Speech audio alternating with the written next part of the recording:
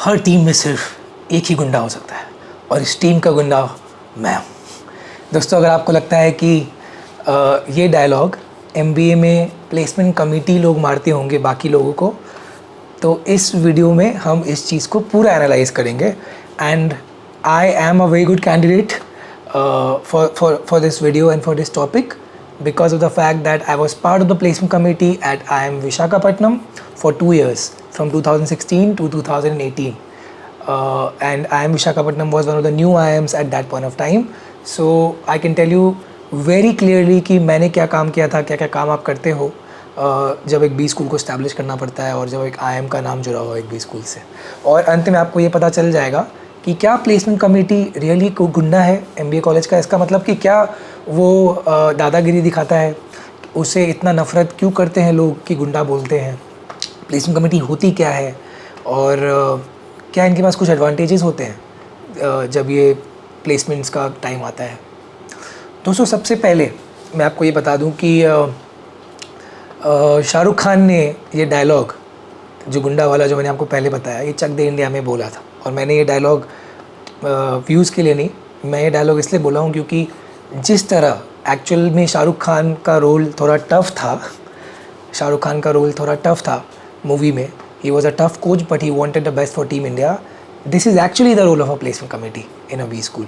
जब वो थोड़ा टफ गाय बन के आपका सीवी बनवाएंगे, आपके सीवी में करेक्शन करवाएंगे, आपको प्लेसमेंट्स का तैयारी करने बोलेंगे, आपको प्लेसमेंट्स का जब प्रेजेंटेशन होगा कंपनी का तो आपको जाने बोलेंगे, सूट पहन के जाने बोलेंगे, शेव करके जाने बोलेंगे, आपको इंटरव्यू अच्छा से देने बोलेंगे, ताकि उनका एकमात्र उद्देश्य जो होता है वो ये होता है कि एमबीए कॉलेज में जो प्लेसमेंट्स है वो जल्दी से जल्दी, जितनी जल्दी हो सके कंप्लीट हो जाए। तो दोस्तों, यही इसीलिए मैंने वो डायलॉग पहले बोला। शाहरुख खान का भी यही रोल था चक दे इंडिया में। He was a tough coach, he was asked to leave, but yeah he did what was needed कि लोग एक साथ होके खेले। जीत गई वो तो अलग बात है, बट मेन एम था कि लोग एक साथ होके अपना बेस्ट दें। ठीक है। सो प्लेसमेंट कमेटी क्या करता है? अब देखिए, जब भी कोई टफ गाय बनेगा, रिस्पॉन्सिबिलिटी लेगा, तो उसको कुछ एडवांटेजेस होंगे, पर मैं आपको सब कुछ पहले शुरू से बताता हूँ। तो प्लेसमेंट कमेटी क्या होता है? वो एक ऐसी कमेटी है, स्टूडेंट ड्रिवन कमेटी है, जो प्लेसमेंट्स कराती है। इनका मेन एम है 100% प्लेसमेंट्स करवाना। इनका मेन एम है प्लेसमेंट्स करवाना अच्छी कंपनीज़ में अच्छी सैलरी से। तो 3 मेन चीज़ है: full placements, best companies possible, highest salary possible. अब इतना जो काम है, इजी काम नहीं है। एक्चुअली एक सेल्स जॉब टाइप का है, रिलेशनशिप मैनेजमेंट जॉब टाइप का है, जो ऑलरेडी कंपनीज हर साल आती है, उनसे रिलेशनशिप बनवाना है। और मान लीजिए कि बैच साइज़ बढ़ गया। क्या होता है ना, आईएमटी गाज़ियाबाद का बैच साइज़ एक बार 450 से 600 के आसपास हो गया था। हर कॉलेज अपना बैच साइज़ बढ़ाती है। आईएम विशाखापट्टनम तो हर साल अपना बैच साइज़ बढ़ा रही है। अब अगर आप प्लेसमेंट कमेटी के मेंबर हो, पिछले साल सिर्फ 60 बच्चों का प्लेसमेंट हुआ था, इस बार बोल रही है कि 180 बच्चों का हम प्लेसमेंट करवाएंगे। सोचो कितना टफ काम है ये, कितना टफ काम है। तो मैं आपको इसलिए बता रहा हूँ कि काम होता है, काम टफ भी होता है, काम ज़्यादा भी होता है। टफ इसलिए ज़्यादा है। मैं प्लेसमेंट कमेटी का पार्ट था आईएम विशाखापट्टनम में, तो मैं क्या करता था, मैं रात को हमको 11 बजे से 12 बजे तक रोज़ मीटिंग होती थी। और ये मीटिंग काम देने के लिए होता था, काम असेस करने के लिए होता था। काम हमें अलग से और करना पड़ता था दिन भर 4-5 घंटे। फिर हमारा पढ़ाई अलग, हमारा प्लेसमेंट अलग और दोस्ती यारी अलग। तो all this I'm trying to tell you is, of course, number one, what is a placement committee? It's a student-driven committee whose main aim is to get you placed. Faculty is not responsible completely for placement. Placement committee is responsible for placement. Faculty helps MBA colleges, MBA placement committee in MBA colleges. MBA colleges में faculty main कोई भी role नहीं लेता पढ़ाने के अलावा। Teaching के अलावा मेन रोल कमिटीज़ लेती है। तो मान लीजिए कि आई अहमदाबाद में हर्षा भोगले आए, स्पीच दिए, उन्होंने एक स्पीकिंग सेशन दिया था हर्षा भोगले ने आई अहमदाबाद में। मैं काफ़ी इंप्रेस था। तो मान लीजिए उनको बुलाया गया, तो उनको कैसे बुलाया जाएगा? यहाँ पे कौन सी कमेटी उन्हें बुलाएगी? उन्हें बुलाएगी एलुमनाई कमेटी। क्यों? क्योंकि Harsha Bhogle is an alumnus of I Ahmedabad, which is why he has gone to I Ahmedabad most of the times. तो एलुमनाई कमेटी का ऑलरेडी डेटा होगा, वो अपना डेटाबेस खोजेगा और हर्षा भोगले को ईमेल करेगा, बोलेगा कि आप आइए। हर्षा भोगले की टीम से बात करेगा, खुद तो बात करेंगे नहीं, बड़े आदमी है। और फिर वो स्लॉट शेड्यूल करेगा, उनको बुलाएगा, उनका रहने का व्यवस्था करेगा। ये सब आप में से कोई करेगा जो कोई कॉलेज जाएगा। अहमदाबाद नहीं तो आप जहाँ जाओगे, मान लीजिए आप गोवा इंस्टीट्यूट ऑफ मैनेजमेंट गए, तो वहाँ के कॉलेज, वहाँ का कोई एलुमनस को बुलाओगे। ये एलुमनाई कमेटी का पार्ट है। प्लेसमेंट कमेटी का पार्ट कंपनीज़ को बुलवाना है। तो अब इसमें क्या क्या काम है? सबसे पहला काम कि आपका पूरा सीवी, अगर मैं गया हूँ कॉलेज में, मेरी CV बनेगी, ये CV का पूरा रिस्पॉन्सिबिलिटी प्लेसमेंट कमेटी का है। अगर आपको CV बनाना नहीं आता है, मान लीजिए, ठीक है, आपने गलतियाँ करी, ग्रामेटिकल मिस्टेक, CV अच्छे से नहीं बनाया, प्लेसमेंट कमेटी आपको पुश करेगा कि फुल पेज 1 पेज CV हो, मेन पॉइंट्स आए, ताकि प्लेसमेंट जल्दी हो। उनका काम तो प्लेसमेंट करवाना है ना, जब तक प्लेसमेंट नहीं होगा उन्हें काम करते रहना पड़ेगा। तो their work gets over when full placement happens. और कॉलेज का टाइम ख़त्म हो जाए, मतलब मार्च अप्रैल हो जाए, अब उनको सहानुभूति दे के फैकल्टी बोले जाओ यार, अब जाओ, अब देखते हैं बच्चों का क्या करना है। बट वो चाहती नहीं, कमेटी चाहती कि कॉलेज ख़त्म होने से पहले प्लेसमेंट हो जाए, है ना। तो आपका CV में जो भी मिस्टेक हुआ है, ये प्लेसकॉम ही आपको ठीक करवाएगा, आपसे ठीक करवाएगा। तो CV बनवाना, इतने सारे बच्चों सबका CV करेक्ट करना, उनके पॉइंट्स वेरीफाई करना, ये तो पहला काम हुआ। उसके पहले खुद का सिलेक्शन करवाना कमेटी में, उसके बाद एक्सेल शीट प्रिपेयर करते रहना, नए नए HR का ईमेल ID लाना, उनको ईमेल करना। मान लीजिए कोई नई कंपनी आ गई है, अभी कोई कौन सी नई कंपनी हिट हो रही है, मान लीजिए कोई नई कंपनी हिट हो रही है, PW, वो IIM अहमदाबाद अब जा सकती है, उनको बुलाना कि आप अहमदाबाद आइए, अहमदाबाद क्यों नहीं आ रहे हैं आप, या कोई भी जो भी स्कूल है वहाँ क्यों नहीं आ रहे हैं, उनको ईमेल करना, उनके साथ मीटिंग्स करना, उनका सैलरी नेगोशिएट करना।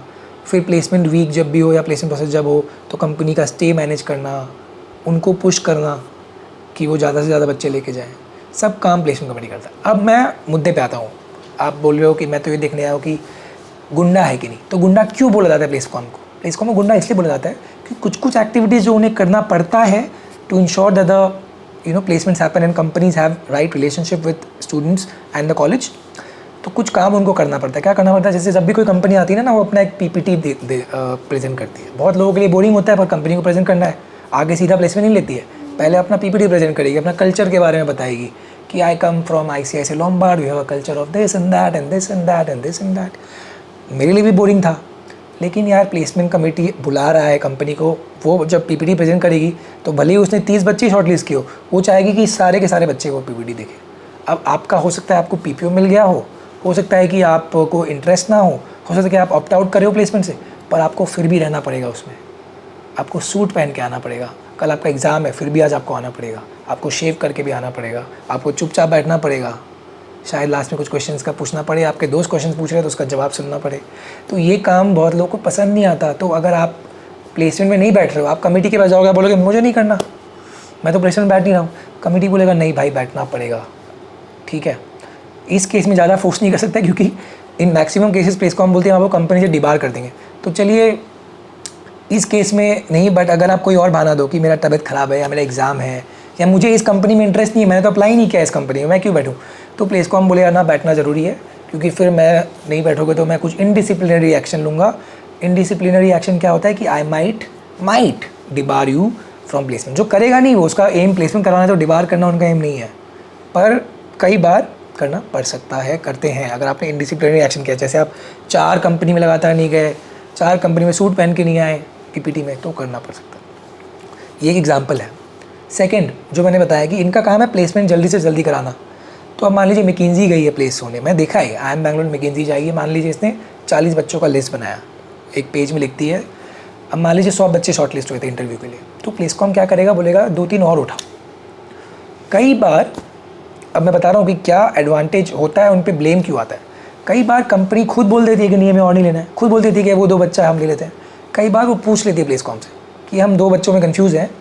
अब उन्होंने पहले लिस्ट में नाम नहीं लिखा, तो जरूर कोई डाउट होगा जिसके लिए उन्होंने सेलेक्ट नहीं किया है। तो मान लीजिए मैं ही, अभिषेक जैनी कोई था, और उसके लिए उसको डाउट है कि ये लड़का थोड़ा एरोगेंट लग रहा है, तो प्लेसकॉम से पूछेगा एरोगेंट है कि नहीं, सच बता।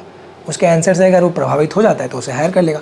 अब अगर ये बच्चा कहीं ना कहीं लिंक है प्लेसमेंट कमेटी से, तो और ये न्यूज़ चला जाता है कहीं से कि ये ऐसा हुआ था, तो ये आ जाएगा कि इनके पास पावर है। अगर खुद से प्लेसकॉम किसी बंदे का वो दे कि इसको भी आपने शॉर्टलिस्ट किया था, इज़ गुड, और HR खुद भी उसमें डाउटफुल था, तो हायर कर सकता है। बट ये प्लेसमेंट कमेटी कर क्यों रहा है? ये इसीलिए कर रहा है कि वो जल्दी से जल्दी प्लेस करे, और ये होता बहुत रेयर है। ये होता, मैं आपको पूरा केस बता रहा हूँ कि कब ये हो सकता है कि थोड़ा एडवांटेज हो, ठीक है। मैं आपको पूरा बता रहा हूँ, ये मत सोचना ऐसा होता ही हो। मैं आपको रेयरेस्ट ऑफ रेयर केस दे रहा हूँ कब थोड़ा एडवांटेज हो सकता है। तो 1-2 ही केस में हो सकता है, ये वाला एक केस हो कि in order to pitch more students they might pitch a student who might get selected, who might be related in a way to the Placecom, but that is not because of the student. The Placecom will always want कि जो relevant बच्चा उसी को recommend करें, तो higher ही नहीं करेगी ना HR मैं एचआर कंपनी का, मैं इतना मूर्ख थोड़ी हूँ कि मैं एक स्टूडेंट, सेकेंड ईयर स्टूडेंट से सेलेक्ट करा लूँ, तो मैं उसी से सेलेक्ट करवा लूँगा कि तुम ही मेरे बच्चे दे दो यार मुझे, है ना। सेकेंडली क्या फ़ायदा होता है, आप जब प्लेसमेंट कमेटी में इतना काम करते हो, सेल्स, रिलेशनशिप मैनेजमेंट, एचआर से डे इन इंडिया और डील करते हो, टारगेट्स अचीव करते हो, तो ये सेल्स एंड मार्केटिंग जॉब की तरह होता है। तो कई सेल्स एंड मार्केटिंग जॉब्स, कुछ कंसल्टिंग जॉब्स में आपका इंटरव्यू अगर शॉर्टलिस्ट हो गया, you shortlisted for interview, then you get selected, you get groomed in interview skills, और एचआर से भी आपका टच होता है, कई बार आप उस एचआर से बात भी कर रहे हो तो he knows that you worked hard, तो आपका सिलेक्शन हो जाता है। इसमें भी कई बार बच्चे क्या बोलते हैं कि इसका सिलेक्शन इसलिए हुआ क्योंकि प्लेसमेंट का पार्ट है। ठीक है, इसमें तो राइट है, बिकॉज प्लेसमेंट कॉम का पार्ट है, इसलिए वो as an added advantage, as an extra curricular helped him to और her to get a placement. But it was not just कि प्लेसमेंट का पार्ट था तो एचआर ने हायर कर लिया, है ना। अगर उसने कम्युनिकेशन स्किल है ही नहीं, उसमें एक्चुअली काम किया ही नहीं है, तो फिर क्यों उसको हायर करेगा। एचआर का काम तो है ना, लास्ट में एचआर के साथ 2-3 लोगों की टीम आएगी, वो तो 5-6 साल से हायरिंग कर रहे हैं, तो वो ऐसे बंदे को नहीं उठाएगी जो डिज़र्व नहीं करता है। ठीक है। थर्ड, और क्या केसेस होते हैं कि कभी कभार, हाँ, अब जैसे प्लेसमेंट कमेटी ने मान लीजिए 100 कंपनी बुला रही है कॉलेज, तो उनको स्लॉट करना है। अब हर साल कुछ कंपनीज बदलती हैं, हर साल सेम कंपनी तो आती नहीं है। न्यू आयन से तो बहुत ड्रास्टिकली बदलती है, न्यू कॉलेजेस में ड्रास्टिकली कंपनीज चेंज होते हैं हर साल। तो अगर आप स्टूडेंट हो और मान लीजिए अभी मार्केट टफ़ चल रहा है, मैंने वीडियो भी बनाया IT Bombay, IIM placements tough market, तो अभी मार्केट टफ़ चल रहा है। तो अगर इस टफ़ मार्केट में कई बार मैं एज अ स्टूडेंट मान लीजिए मुझे सिर्फ मार्केटिंग का रोल चाहिए, अब मैं वेट कर रहा हूँ मार्केटिंग का रोल आएगा, कब आएगा तब अप्लाई करूँगा, कब आएगा तब अप्लाई करूँगा। तो कई बार as a student you just don't even know whether a marketing role will come और not until it came the last time and it comes everywhere. ठीक है, वो भी गारंटी नहीं किस साल आएगा नहीं आएगा। प्लेसकॉम माइट नो, प्लेसकॉम में कंपनीज डिवाइड हो जाती हैं, तो अगर आप उस कंपनी को हैंडल कर रहे हो, हालांकि कमेटी इंश्योर करता है कि आपका जिसमें इंटरेस्ट हो आपको वो सेक्टर ना दे। फॉर एग्जाम्पल अगर आपको मार्केटिंग में जाना है तो आपको फाइनेंस के सेक्टर दे, ऐसा होता है, हर कॉलेज का अलग होता है। But placecom might know if this company is suppose to come और not, that is the only advantage it has. वो एडवांटेज क्यों है, इन्फॉर्मेशन का advantage, because it is already working hard to get you placed. तो इस advantage का उनको थोड़ा होता है, इतना जो मेहनत कर रहे हैं, इतना टाइम दे रहे हैं, एक एडवांटेज होता है कि दे माइट नो कि what kind of companies will come, what kind of salary we are expecting this year. तो अपना बैठ सकता है दिमाग लगा कि इसमें बैठ जाते हैं भैया, इस बार मार्केट ख़राब है, मैं तो बैठ जाता हूँ। पर वो आपको भी बोलेगा एज अ स्टूडेंट, आपको भी वो बोलेगा अलग अलग सेशन लेके कि इस बार हम ये मार्केट देख रहे हैं, इस बार ये कंपनीज आएंगी और आप इसमें अप्लाई करना। ठीक है, तो that is what happens. As I said, I took a very good example earlier. A good place comma would work fairly, क्योंकि 10 और प्लेस कॉम वाले होंगे, सीनियर्स होंगे, जूनियर्स होंगे, तो सीनियर ऑलरेडी इंश्योर करेगा कोई जूनियर ख़राब ना करे। फिर वो अच्छे से काम किया तभी सीनियर प्लेस कॉम बनेगा। हर साल इलेक्शन या सिलेक्शन होता है। फिर अगर आपके पास 10 लोगों का टीम है तो 9 लोग भी देखेंगे कि वो हर कोई एथिकली काम कर रहा है कि नहीं कर रहा है। तो it's very difficult to actually do something unethical. मैंने आपको सारे केसेस भी बता दिए हैं, बट बिकॉज प्लेसमेंट कमेटी क्या अलग से काम करता है, इतना काम कर रहा है तो अपने लोगों में ही काम करता रह जाता है ना। ये काम बहुत सीक्रेटिव भी होता है, तो वो आपस में ही बात करता रहता है, आपसे ज़्यादा बात नहीं करेगा। अगर आप प्लेसकॉम में नहीं हो तो आपको क्या लगेगा कि एटीट्यूड दिखा रहा है, घमंड दिखा रहा है, जबकि ऐसा है नहीं। वो आपसे ज़्यादा बात नहीं कर रहा है क्योंकि आप पूछोगे प्लेसमेंट के बारे में। हर किसी के लिए placement is the most important thing for in a B school. तो वो इसीलिए आपसे बात नहीं कर रहा होगा कि यार ये मुझसे पूछेगा कंपनी आ रही है नहीं आ रही, क्या जवाब दूंगा। अगर मैं जवाब दे दूंगा तो मेरे प्लेसकॉम वाले मेरा मारेंगे कि तुमने क्यों जवाब दे दिया, this was suppose to be a secret. तो मतलब this was not suppose to be out. तो इन सब वजह से वो आपसे ज़्यादा हैंग आउट नहीं करता है अगर आप प्लेसकॉम का पार्ट नहीं होते हो, और उनका इमेज बन जाता है कि अलग ही रहता है, ये प्रोजेक्ट में काम नहीं करता। प्रोजेक्ट में काम कैसे करेगा, खुद का उसका इतना काम है यार, तो थोड़ा कम काम करेगा वो, उतना काम नहीं कर पाएगा जितना आप करते हो। अगर आप खुद उतनी हेक्टिक कमेटी में नहीं हो, पर आपके लिए थोड़ा मेहनत तो कर रहा है, पैसे भी नहीं मिल रहे उनको। तो ये सब चीज़ हमें थोड़ा एम्पैथाइज करना चाहिए। And this is what really happens. आपके पास और कुछ वीडियो आइडियाज़ है तो मुझे कमेंट्स में बताएं। All the best, stay safe and take care.